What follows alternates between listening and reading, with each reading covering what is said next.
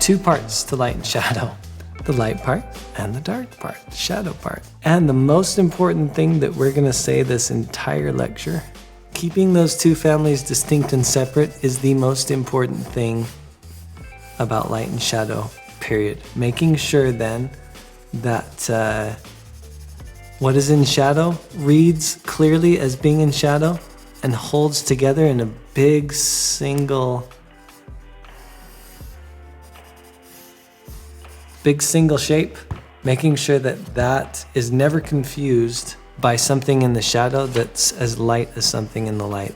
You can make that read as reflected light and make sure that those values do not even come close to competing with what's actually in light, right? So light, we're just gonna say it's composed of two things, halftone and highlight. Halftone is all this gray stuff that you see here, and we're gonna basically give it a single value with no variety. Okay, so there's highlight. The rest of it is halftone. Here's our highlight. Boom. All the rest of this is just halftone and it stays in the light.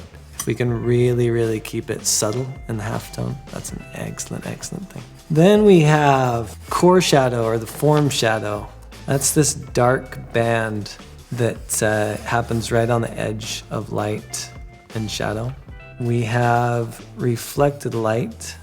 That light comes down here and it bounces off the ground and it gets back up into the shadow a little bit. So core, reflected light, and cast shadow.